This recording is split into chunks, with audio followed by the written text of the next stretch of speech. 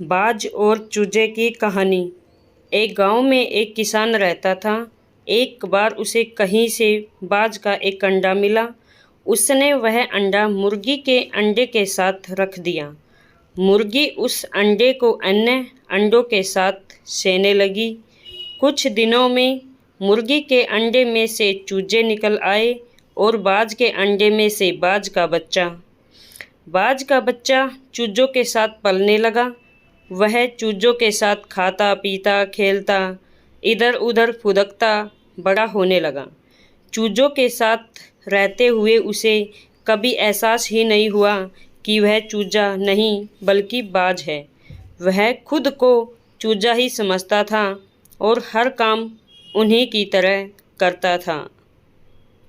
जब उड़ने की बारी आई तो अन्य चूजों की देखा देखी वह भी थोड़ी ही ऊंचाई तक उड़ा और फिर वापस ज़मीन पर आ गया। उसका भी ऊंचा उड़ने का मन करता था, लेकिन जब वह सबको थोड़ी ही ऊंचाई तक उड़ता देखता तो वह भी उतनी ही ऊंचाई तक उड़ता। ज़्यादा ऊंचा उड़ने की वह कोशिश भी नहीं करता था। एक दिन उसे ऊंचे आकाश में एक बाज को उड़ते हुए देखा। इतनी ऊंचाई पर उसने किसी पक्षी को पहली बार उड़ते हुए देखा था। उससे बड़ा अचरज हुआ। उसने चूजों से पूछा, वो कौन है भाई जो इतनी ऊंचाई पर उड़ रहा है? चूजे बोले, वो पक्षियों का राजा बाज है।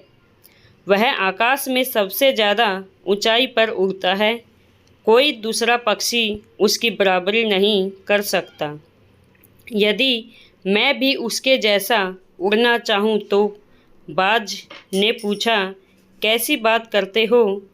मत भूलो कि तुम एक चूजे हो। चाहे कितनी ही कोशिश कर लो, बाज जितना नहीं उड़ पाओगे।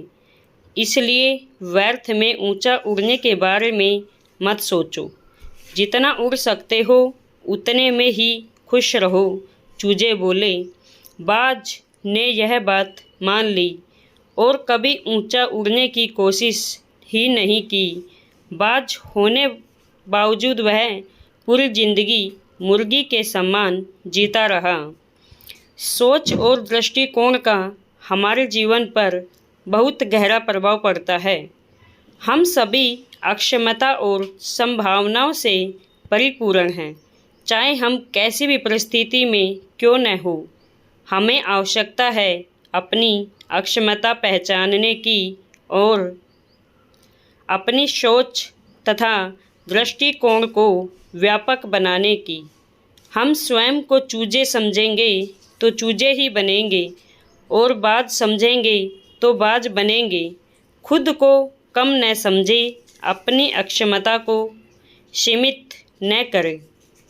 बाज बने और जीवन में ऊंची उड़ान भरे।